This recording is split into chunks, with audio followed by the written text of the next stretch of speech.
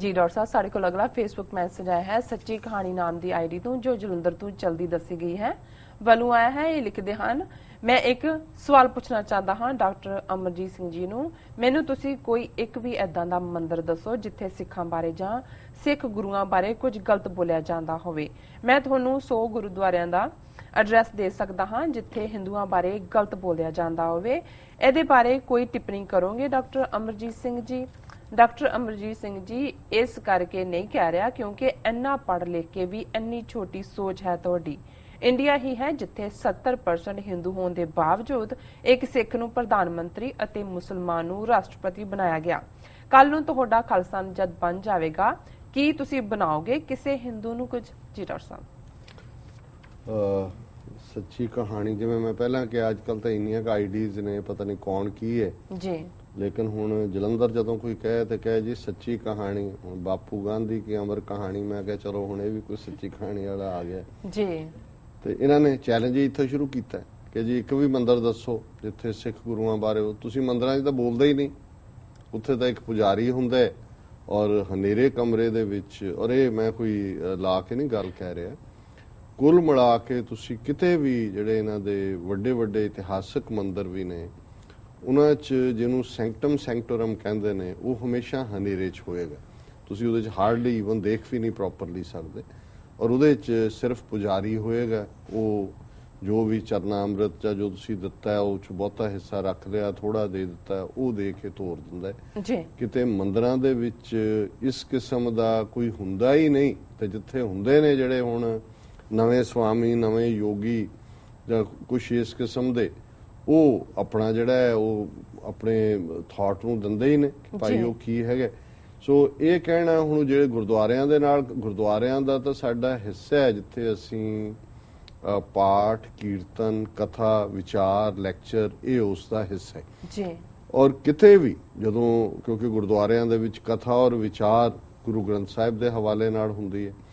ਹੁਣ ਗੁਰੂ ਗ੍ਰੰਥ ਸਾਹਿਬ ਦੇ ਵਿੱਚ ਜਿਹੜੀ ਬਾਣੀ ਹੈ ਉਸ ਦੇ ਵਿੱਚ ਹਰ ਇੱਕ ਦੀ, बेशक वो बाबा फरीद ने, भगत रविदास जी ने, कबीर जी ने, पंडित रामानंद जी ने, हुण जे उस खिते दे भगत जन भगत कबीर भगत रविदास जी जो कहंदे ने बाणी राहीं उहदी तुसीं इंटरप्रिटेशन करोगे तो किसी नूं लगे कि जी हिंदुआं दे खिलाफ बोलिया जांदा है जी, वो तां उन्हां ने हर उस थॉट नूं जिहड़ा वरण आश्रम है, जे हुण भगत कबीर कहंदे ने कि जी मनु समृति जिहड़ी है बेद की पुत्री सिमरती पाई, ਉਹਦੀ ਪੁੱਤਰੀ ਬੇਦ ਦੀ ਸਿਮਰਤੀ ਜਿਹੜੀ ਹੈ ਇਹ ਲੈ ਆਈ ਜੰਜੀਰਾਂ ਮਨੂ ਸਮ੍ਰਿਤੀ ਨੂੰ ਇਹਨੇ ਜਕੜ ਦਿੱਤਾ ਜੀ। ਹੁਣ ਤੁਸੀਂ ਮੰਦਰ 'ਚ ਕੀ ਕਹੋਗੇ ਕਿ ਵੀ ਨਹੀਂ ਜਕੜਿਆ? ਤੁਹਾਡਾ ਤਾਂ ਤੁਸੀਂ ਤਾਂ ਉਸ ਲੈਵਲ ਤੇ ਬੈਠੇ ਹੋ, ਤੁਹਾਡੇ ਕੋਲ ਤਾਂ ਪੋਲੀਟੀਕਲ ਪਾਵਰ ਹੈ ਔਰ ਆਲਰੇਡੀ ਬ੍ਰਾਹਮਣਵਾਦ ਜਾਂ ਬ੍ਰਾਹਮਣ ਥਾਟ ਨੇ ਬਾਕੀਆਂ ਨੂੰ ਜਕੜਿਆ ਹੋਇਆ। ਸੋ ਵਾਵੇਲਾ ਵੀ ਉਹੀ ਕਰਦਾ ਜਿਹੜਾ ਸਫਰਰ ਹੁੰਦਾ, ਬਾਹਰ ਖਲੋ ਕੇ ਕੋਈ ਉਹੀ ਗੱਲ ਕਰੇਗਾ। ਲੇਕਿਨ ਕਿਤੇ ਵੀ ਗੁਰਦੁਆਰਿਆਂ ਦੇ ਵਿੱਚ ਜੇ ਸਿੱਖੀ ਦਾ ਮਤਲਬ ਜਾਂ ਗੁਰਦੁਆਰਿਆਂ 'ਚ ਕਿਸੇ ਦੀ ਨਿੰਦਿਆ ਜਾਂ ਨਖੇਦੀ ਦੀ ਲਾਈਨ ਹੁੰਦੀ, ਫਿਰ ਸਾਈਂ ਮੀਆਂ ਮੀਰ ਦਰਬਾਰ ਸਾਹਿਬ ਦਾ ਨੀਂਹ ਪੱਥਰ ਨਾ ਰੱਖਦੇ। ਸਾਡੇ ਗੁਰਦੁਆਰੇ ਤੇ ਖੁੱਲੇ ਨੇ, ਹਿੰਦੂ ਮੁਸਲਮਾਨ ਈਸਾਈ ਜਾਂ ਨੌਨ ਬਿਲੀਵਰ, ਸਾਡਾ ਲੰਗਰ ਖੁੱਲ੍ਹਾ ਹੈ, ਸਰੋਵਰ ਖੁੱਲੇ ਨੇ, ਸੰਗਤ ਦਾ ਕਨਸੈਪਟ ਹੈ।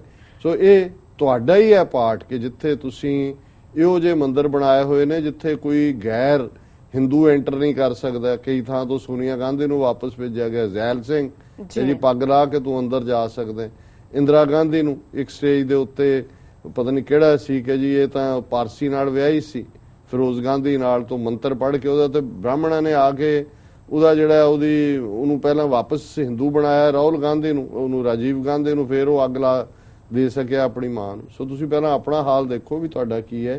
जे तुसीं जो कह रहे हो तो बाकी ਤੁਸੀਂ ਬੜਾ ਆਸਾਨ ਕੀਤਾ ਹੈ ਜੀ। 70% ਹੋ ਤੁਸੀਂ ਇੱਕ ਸਿੱਖ ਨੂੰ ਪ੍ਰਧਾਨ ਮੰਤਰੀ ਬਣਾ ਦਿੱਤਾ, ਇੱਕ ਨੂੰ ਦੂਜਾ ਬਣਾ ਦਿੱਤਾ। ਮੁਗਲਾਂ ਨੇ ਔਰੰਗਜ਼ੇਬ ਦੀ ਫੌਜ 1/3 ਹੈ ਹੀ ਰਾਜਪੂਤ ਸੀ ਜੀ। ਜੇ ਸ਼ਿਵਾਜੀ ਤੇ ਦੂਸਰਿਆਂ ਦੀ ਗੱਲ ਕਰਦੇ ਹੋ, ਮਹਾਰਾਣਾ ਪ੍ਰਤਾਪ ਉਹਦਾ ਬਰਾਬਰ ਕੌਣ ਮੁਕਾਬਲਾ ਕਰਦਾ ਸੀ? ਮਾਨ ਸਿੰਘ। ਕੌਣ ਜਾ ਕੇ ਉਹਨਾਂ ਨੂੰ ਆਪਣੀਆਂ ਧੀਆਂ ਦੇ ਡੋਲੇ ਦਿੰਦਾ ਸੀ? ਸੋ ਤੁਸੀਂ ਤਾਂ ਪਾਵਰ ਦੇ ਵਿੱਚ ਉਹਨਾਂ ਨੇ ਵੀ ਤੁਹਾਨੂੰ ਅੱਗੇ ਰੱਖ ਕੇ ਕੀਤਾ ਸੀ, ਤੁਹਾਨੂੰ ਵੀ ਉਦਾਂ ਦੇ ਥੋੜੇ ਜਿਹੇ ਦੁਮਛੱਲੇ ਚਾਹੀਦੇ ਨੇ, ਉਹ ਕੋਈ ਤੁਸੀਂ ਬਣਾ ਦਿੰਦੇ ਹੋ ਜਦੋਂ ਤੁਹਾਨੂੰ ਸੂਟ ਕਰਦੇ ਨੇ। ਜੈਲ ਸਿੰਘ ਨੂੰ ਬਣਾ ਕੇ ਤੁਸੀਂ ਜਿਹੜਾ ਦਰਬਾਰ ਸਾਹਿਬ ਤੇ ਹਮਲਾ ਕਰਵਾਇਆ ਔਰ ਜਿਸ ਤਰੀਕੇ ਦੇ ਨਾਲ ਬਾਕੀਆਂ ਦੇ ਨਾਲ ਹੁਣ ਹਾਮਿਦ ਅੰਸਾਰੀ ਜੇ ਵਾਈਸ ਪ੍ਰੈਜ਼ੀਡੈਂਟ ਹੈ ਤੇ ਉਹ ਮੁਸਲਮਾਨਾਂ ਨੂੰ ਕੋਈ ਡਿਫੈਂਡ ਕਰ ਪਾ ਰਿਹਾ?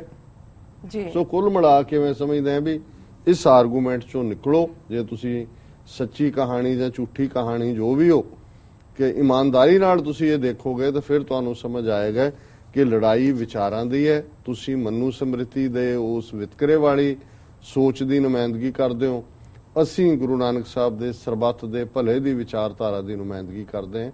ਸੋ ਸਾਡਾ ਕਿਸੇ ਨਾਲ ਕੋਈ ਵੈਰ ਵਿਰੋਧ ਨਹੀਂ ਹੈ, ਜਾਂ ਕੋਈ ਗੁਰਦੁਆਰਿਆਂ 'ਚ ਇੰਟਾਈ ਕਿਸੇ ਦੇ ਪ੍ਰਚਾਰ ਨਹੀਂ ਹੁੰਦਾ, ਗੁਰਬਾਣੀ ਦੀ ਇੰਟਰਪ੍ਰੀਟੇਸ਼ਨ ਜ਼ਰੂਰ ਹੁੰਦੀ। ਜੀ ਡਾਕਟਰ ਸਾਹਿਬ, ਬਿਲਕੁਲ। ਹੁਣ ਤੁਸੀਂ ਸਾਡੇ ਦਰਸ਼ਕਾਂ ਨੂੰ ਦੱਸੋ ਅੱਜ ਦਾ ਵਿਚਾਰ।